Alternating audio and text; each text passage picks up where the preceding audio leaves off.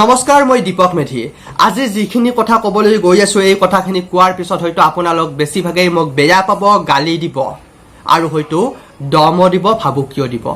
কিন্তু মনৰ মাজত চলি থকা কথাখিনি নোকোৱাকৈ থাকিব নোৱাৰিলো, সেয়ে ক'বলৈ ললো আৰু তাৰ বাবে আগতীয়াকৈ ক্ষমা বিচাৰিছো যদিহে আপোনালোকক মোৰ কথাখিনিয়ে আঘাত দিয়ে। এতিয়া ডক্টৰ হিমন্ত বিশ্ব শৰ্মাৰ প্ৰসংগ অনাৰ প্ৰাক মুহূৰ্তত অসমৰ সেইসকল নাৰী মহিলাক ক'ব বিচাৰো যিসকলে ঋণ লৈছে, কোনোবাই ব্যৱসায়ৰ বাবে, কোনোবাই টিভি ফ্ৰিজ লোৱাৰ বাবে, কোনোবাই হয়তো ছাগলী গৰু পোহাৰ বাবে, কোনোবাই হয়তো পুতেক জীয়েকক এণ্ড্ৰইড মোবাইল বা এখন ভাল বাইক দিয়াৰ বাবে। প্ৰত্যেকগৰাকী মহিলাকে ক'ব বিচাৰো, প্ৰথম কথা, যদিহে আপোনালোকৰ ঋণ লোৱাৰ কেপাচিটি, ঋণ পৰিশোধ কৰাৰ কেপাচিটি নাথাকে তেন্তে আপোনালোকে ঋণ ল'ব নালাগিছিল বেলেগৰ আশাত। দ্বিতীয় কথা, যেতিয়া সেই মাইক্ৰ' ফাইনেন্সৰ ল'ৰাবিলাকে, মাইক্ৰ' ফাইনেন্সত চাকৰি কৰা ল'ৰাবিলাকে আপোনালোকৰ গাঁৱলৈ বা আপোনালোকৰ ঘৰলৈ ঋণ নিবলৈ আহে, তেতিয়া আপোনালোকে তেওঁলোকক বেয়া ব্যৱহাৰ কৰি পঠিয়াই দিয়ে।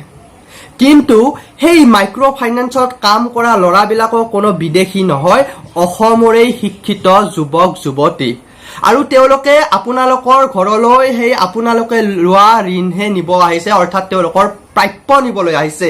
কিন্তু তেওঁলোকে অহাৰ পিছত মই দেখিছো এনেকুৱা কিছুমান মহিলা আছে, এনেকুৱা কিছুমান পুৰুষ আছে যিয়ে এনেকুৱা লেভেলত তেওঁলোকক বেয়া ব্যৱহাৰ কৰে যেন তেওঁলোকে তেওঁলোকৰ প্ৰাপ্য নিবলৈ অহা নাই, যেন তেওঁলোকে আপোনালোকৰ হাতনি পেৰাত বহু দিনৰ সাঁচতীয়া ধনখিনিহে নিবলৈ আহিছে, যিটো সম্পূৰ্ণৰূপে বেয়া কথা আৰু গৰিহণাযোগ্য।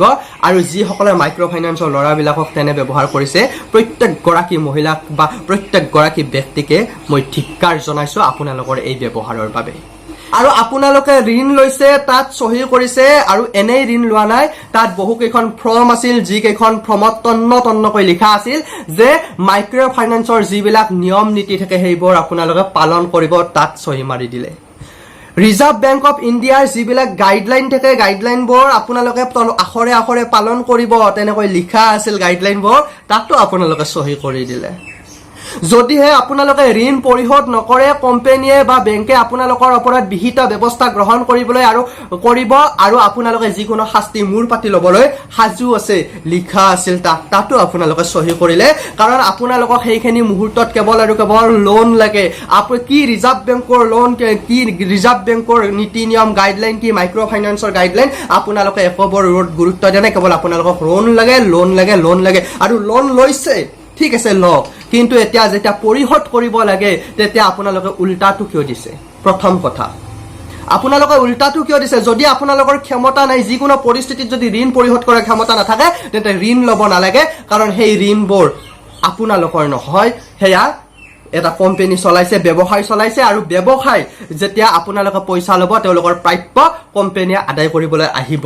কাৰণ চৰকাৰে আপোনালোককহে প্ৰতিশ্ৰুতি দিছে, চৰকাৰে সেই নিৰ্বাচনত আপোনালোকক প্ৰতিশ্ৰুতি দিছিল, কাৰণ সেই কোম্পানীবিলাকক প্ৰতিশ্ৰুতি দিয়া নাছিল কোনো লিখিত আকাৰে, সেইবাবে নিব আহিছে। আৰু এইখিনিতে কওঁ যে যিসকলে মাইক্ৰ' ফাইনেন্সৰ ল'ৰাই যদি নিবলৈ আহে, অন্ততঃ প্লিজ তেওঁলোকক বেয়া ব্যৱহাৰ নকৰিব, কাৰণ তেওঁলোকে তেওঁলোকৰ ডিউটি কৰিছে, আৰু তেওঁলোকৰ সেই ডিউটিক যদি সন্মান কৰিব নাজানে তেন্তে অপমানো নকৰিব, প্ৰথম কথা।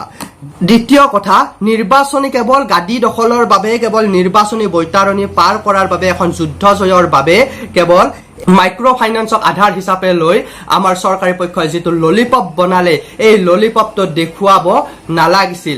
এই ললিপপটো দেখুৱাই মহিলাসকলৰ আৱেগৰ লগত হেতালি খেলি, আৱেগৰ লগত খেল খেলি ভোট আদায়ৰ যি কুটিল ৰাজনীতি, এই ৰাজনীতি সেই ঘোষণা কৰাৰ সিদিনাও বিৰোধিতা কৰিছিলো, আৰু আজিলৈ কৰি আহিছো, আৰু ভৱিষ্যতেও কৰিম। আৰু সেই ঘোষণাটোৱে অসমৰ মহিলাসকলৰ হাজাৰ হাজাৰ মহিলাক কিন্তু ধ্বংসৰ মুখত, কেৱল মহিলা নহয় গোটেই পৰিয়ালকেইটাক কিন্তু ধ্বংসৰ মুখলৈ ঠেলি দিয়া হ'ব। এই কাৰণতে যে ঋণ পৰিশোধ কৰি আছিল, যেতিয়া তেখেতে ঘোষণা কৰিলে তেওঁক বিশ্বাস কৰি ঋণ পৰিশোধ নকৰা হ'ল, আৰু তাৰ পিছত সুদ লাগিব, যি সুদ দিব আছে, মহিলাসকলে ঋণ লৈছে সেই কোম্পানীৰ পৰা, তাতো ঋণটো থাকিবই, সুদ থাকিব, চক্ৰবৃদ্ধি সুদ লাগিব, আৰু লেট পেমেণ্ট চাৰ্জ লাগিব। লেট পেমেণ্ট চাৰ্জ কিমান বেছি লাগিব সেয়া হয়তো আপুনি মই কল্পনাই কৰিব নোৱাৰো। একোটা বেংকৰ পৰা বা মাইক্ৰ' ফাইনেন্সৰ পৰা যেতিয়া আমি লোন লওঁ, সেই লোনত সুদ আৰু চক্ৰবৃদ্ধি সুতক বাদ দিও লেট পেমেণ্ট চাৰ্জ থাকে, যি লেট পেমেণ্ট চাৰ্জৰ বাবে বা তেওঁলোকে কিমান বিহিব সেয়া ক'বলৈ নাই। তেন্তে এই লেট পেমেণ্ট চাৰ্জ আৰু চক্ৰবৃদ্ধি সুতৰ যিটো বজা এতিয়া অসমৰ দুখীয়া পৰিয়ালসমূহে ল'ব লগা হ'ল, তাৰ বাবে দায়ী কোন? এতিয়া এখন কমিটি নিৰ্মাণ কৰিছে, যিখন কমিটিয়ে সিদ্ধান্ত ল'ব যে কাক ঋণ মাফ কৰিব, কাক নকৰে। তেন্তে নিৰ্বাচনী সময়ত এইটো কথা স্পষ্ট কৰা উচিত, যিসকল যোগ্য, যিসকলক আমি যোগ্য বুলি বিবেচনা কৰিম, বিবেচনা কৰাৰ পিছত আমি ঋণ মাফ কৰিম। কিন্তু সকলো শব্দটো ব্যৱহাৰ কৰি আছিল, যাৰ ফলত আজি সকলোকে ধ্বংসৰ মুখলৈ বা সকলোকে বিপদৰ মুখলৈ ঠেলি দিয়া হৈছে। আৰু ইয়াৰ বাবে দায়ী কিন্তু অসমৰ মুখ্যমন্ত্ৰী ডক্টৰ হিমন্ত বিশ্ব শৰ্মা হ'ব, যদিহে সকলোৰে ঋণ পৰিশোধ নকৰে। আৰু ঋণ পৰিশোধ কৰাৰ প্ৰাক মুহূৰ্তত যিখন কমিটি বহালে, আৰু সেই কমিটিখনত আমাৰ মহোদয়ে যিগৰাকী চেয়াৰমেন বা যিগৰাকীৰ নেতৃত্বত হ'ল, আৰু তেওঁৰ যিখিনি মই সাক্ষাৎকাৰ শুনিলোঁ তাৰ পিছত ক'বলৈ বাধ্য হৈছোঁ, যিখিনি নীতি নিয়ম বনাইছে সেই নীতি নিয়মখিনি আচলতে কোনো গ্ৰহণযোগ্য নীতি নিয়ম নহয়। প্ৰথম কথা, চাৰিচকীয়া বাহন থাকিব নোৱাৰে। এঘৰ মানুহে এখন চাৰিচকীয়া বাহন লোন লৈ 1 লাখ টকাৰ লোন লৈ মাইক্ৰ' ফাইনেন্সৰ পৰা লোন লৈ আৰু বাকীখিনি EMI কৰি ডিলাৰৰ পৰা EMI কৰি লোনটো গাড়ী এখন লয় তেওঁলোকৰ জীৱিকাৰ উপাৰ্জন হিচাপে। যদি সেই মালটনা গাড়ীখন থাকিলে বোলে যদি তেওঁক ধনীৰ শ্ৰেণীত পৰে, তেন্তে অসম সম্পৰ্কে আৰু অসমৰ জনজীৱনৰ যিটো জীৱিকা সম্পৰ্কে জানিবলৈ হয়তো আমাৰ মন্ত্ৰী মহোদয়ে বহুখিনি বাকী আছে। হয়, তাৰোপৰি যিমানখিনি নিয়ম দিছে, নিয়মবোৰ আচলতে বিবেচনা কৰিব লাগিব, বিবেচনা কৰিবলগীয়া। আৰু এনেই এটা নিয়ম বান্ধি দিলেই নহয়, জনজীৱনৰ অসমৰ দুখীয়া ৰাইজৰ মাজত আহি মাজৰ ব্যক্তি হিচাপে তেওঁলোকে নিয়মবোৰ বান্ধিব লাগিব, তেওঁলোকে জানি বান্ধিব লাগিব। AC ৰুমত বহি কেৱল নিয়ম বান্ধিলে সেই নিয়ম গ্ৰহণযোগ্য নহ'ব। আৰু সেইবাবেই কৈছোঁ যে ঋণ মাফ কৰে নকৰে তেওঁলোকৰ কথা, কিন্তু মই কওঁ যে ঋণ যদি মাফ কৰে কৰিব, নকৰিলেও নাই, তাত মোৰ ক'বলগীয়া নাই। কিন্তু ঋণ মাফ নকৰিলেও সকলোৰে যিখিনি পেনাল্টি চাৰ্জ লাগিব, যিখিনি লেট পেমেণ্ট চাৰ্জ লাগিব, যিখিনি চক্ৰবৃদ্ধি সুদ হ'ব, সেই প্ৰত্যেকগৰাকী মহিলাৰ কিন্তু চক্ৰবৃদ্ধি সুদখিনি আৰু লেট পেমেণ্ট চাৰ্জখিনি কিন্তু চৰকাৰৰ পক্ষৰ পৰা দিয়াটো মই দায়িত্ব বুলি ভাবোঁ। কাৰণ এইখিনি আশ্বাস বিশ্বাস দিয়াৰ বাবেই তেওঁলোকে এইখিনি লাগাতকৈ বেছিকৈ ভৰিব লাগিব।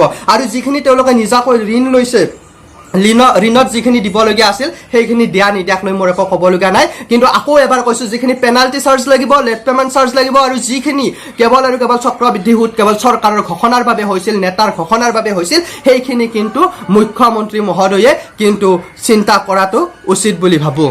আৰু সেইবাবেই কৈছোঁ, আকৌ এবাৰ বিচাৰ কৰিবলৈ দিছোঁ। আৰু শেষত আৰু এটা কথা কৈছোঁ যে যিসকল এতিয়া এচাম মই যুৱক যুৱতী দেখিছোঁ, যিসকলে কৈছে যে ঋণ একো মাফ কৰিব নালাগে, সেয়া আমাৰ পইচা, কাকো গড্ৰেজ চকেজ লোৱাৰ কাৰণে ঋণ ল'ব নালাগে। ঠিক এইখিনি কথা আপোনালোকে তেতিয়া বিৰোধিতা কৰিবলৈ পাৰিছিল নে যেতিয়া ঘোষণা কৰিছিল? বৰং যিটো মাইক্ৰ' ফাইনেন্সৰ ঋণক লৈ যে ঋণৰ আধাৰত যিটো ললিপপ বনোৱা হৈছিল, সেই ললিপপটো কিন্তু আপোনাৰ ললিপপৰ জেৰক্স কপিটো আপোনালোকৰ গাঁৱে গাঁৱে লৈ ঘূৰাই ফুৰিছিল আৰু কৈছিল আমাৰ দাতাক ভোট দিয়ক, মাইক্ৰ' ফাইনেন্সৰ ঋণ মাফ কৰি দিব। আৰু সেই তাৰেই এচাম যুৱক যুৱতীয়ে আজি কৈছে যে আমাৰ পইচা, আমাৰ কৰ কটলৰ পৰা যোৱা পইচা ঋণ মাফ কৰিব নোৱাৰে। দুমুখীয়া স্থিতি অন্তত আপোনালোকে ব্যৱহাৰ নকৰিব, দুমুখীয়া স্থিতি অন্তত আপোনালোকে নল'ব। নেতাসকলে ক'ব পাৰে, ৰাজনেতাই ক'ব পাৰে দুমুখীয়া নহয় চাৰিমুখীয়া স্থিতিও ল'ব পাৰে তেওঁলোকে, কাৰণ ৰাজনীতি কৰিবলৈ হ'লেও অলপ চলপ কিবা কিবি কৰিব লাগে। আৰু সেয়া হয়তো ইতিহাসৰ পৰা দেখি আহিছোঁ, ইতিহাসৰ পৰা শিক্ষা পাইছোঁ যে ৰাজনেতাসকলে ওলট পলট কথা কয়ে, আৰু তাত মোৰ বিশেষ বিৰোধিতা কৰিবলগীয়া নাই। কিন্তু আপোনালোকক অনুৰোধ কৰিছোঁ, আপোনালোক সাধাৰণ জনসাধাৰণ যুৱক যুৱতী হৈ এনেকুৱা দুমুখীয়া স্থিতি নল'ব যে আজি ক'ব যে ললিপপত জেৰক্স কপিটো লৈ ক'ব যে ভোট দিয়ক, মাইক্ৰ' ফাইনেন্সৰ ঋণ মাফ কৰি দিব, কাইলৈ ক'ব যে মাফ কৰি দিব নালাগে, আমাৰ এয়া আমাৰ দাবী। এনেকুৱা বস্তুবিলাক আপোনালোকে নকৰিব, আপোনালোকক অনুৰোধ কৰিছোঁ। শেষত এটা কথাই ক'ম যে ঋণ মাফ কৰিলেও আমাৰেই যাব, প্ৰতিগৰাকী অসমীয়াৰেই যাব, আমাৰ পৰাই কৰ কাটল যাব, আমাৰ পৰাই ঋণ মাফ কৰিব। কোনো মন্ত্ৰী আমোলা বিষয়াৰ পৈতৃক সম্পত্তি বিক্ৰী কৰি ঋণ মাফ নকৰে। আৰু ঋণ মাফ নকৰিলেও যিসকলে ঋণ দিব তেওঁলোকে নিজে পইচা ধাৰলৈ লৈছে, কিবা এটা জীৱিকাৰ বাবে হওক বা কিবা এটা উন্নয়নৰ বাবে বা আধুনিকতাৰ পৰশ লোৱাৰ বাবে যিয়ে কাৰণতে নলওক কিয় তেওঁলোকে ঋণ দিব লাগিব। কিন্তু মোৰ আজিৰ এই ভিডিঅ'টোৰ দাবী এইটোৱে বা ভিডিঅ'টোৰ অৰ্থ এইটোৱে যে চৰকাৰৰ ঘোষণাৰ বাবে যিখিনি লেট পেমেণ্ট চাৰ্জ লাগিল সেই লেট পেমেণ্ট চাৰ্জখিনি আৰু চক্ৰবৃদ্ধি সুদ অতিৰিক্ত যিখিনি দিবলগীয়া থাকিব কোম্পানীক সেইখিনি কিন্তু চৰকাৰৰ ফালৰ পৰা দিব লাগিব আৰু যদি চৰকাৰৰ ফালৰ পৰা নিদিয়ে তেন্তে মাইক্ৰ ফাইনেন্স কোম্পানীক দাবী দিব লাগিব মাইক্ৰ ফাইনেন্স কোম্পানীক নিৰ্দেশ দিব লাগিব যে লেট পেমেণ্ট চাৰ্জ বা যিখিনি অতিৰিক্ত সেইখিনি যাতে নলয় আৰু এইখিনি ডক্টৰ হিমন্ত বিশ্ব শৰ্মা ডাঙৰীয়া বা হিমন্ত বিশ্ব শৰ্মা মহোদয়ৰ ওচৰত এইটো প্ৰাৰ্থনা কৰিছো আহ্বান কৰিছো মিনতি কৰিছো যে আপুনি এবাৰ বিচাৰ কৰক যে কেৱল এখন কমিটিত কেৱল এই এচি ৰুমত বহা কেইজনকে বহাই থলে নহব আপুনি যেহেতু ৰাইজৰ কথা জানে সকলোৰে কথা বুজি পায় গতিকে সেই কমিটিখনৰ অধ্যক্ষতা আপুনি নিজেই কৰক বুলি মই ভাবো কাৰণ সেই আপুনি নিজেই প্ৰতিশ্ৰুতি দিছিল আৰু আপুনি সকলোৰে ৰাইজৰ মতামত জানে আপুনি সকলোৰে কথা জানে সকলোৰে মনৰ বুজ পায় আপুনি আৰু সেইবাবে কৈছো সেই কমিটিখনৰ অধ্যক্ষতা আপুনি কৰক আৰু আপুনি সিদ্ধান্ত লওক কাৰণ আনে হয়তো তেনেকৈ বুজি নাপাবও পাৰে সকলোবোৰ কথা সেইবাবে শেষত পুনৰবাৰ অসমৰ মুখ্যমন্ত্ৰী ডক্টৰ হিমন্ত বিশ্ব শৰ্মা মহোদয়ৰ ওচৰত এইটো প্ৰাৰ্থনা কৰিছো অসমৰ যি পৰিস্থিতি হৈছে এই পৰিস্থিতিটো সুস্থিৰ কৰক বিশেষকৈ কৰোনাৰ বাবে নহয় মাইক্ৰ ফাইনেন্সৰ বাবেও যি অস্থিৰ পৰিস্থিতি হ'বলৈ গৈ আছে এইটো সুস্থিৰ কৰক তাৰ বাবে মুখ্যমন্ত্ৰী মহোদয়ৰ ওচৰত পুনৰবাৰ বিনম্ৰ প্ৰাৰ্থনা কৰিছো আৰু অসমৰ প্ৰতিগৰাকী মহিলাৰ ওচৰত ক্ষমা বিচাৰিছো যদিহে ভুল পাইছে মোৰ কথাখিনি ক্ষমা কৰি দিব ধন্যবাদ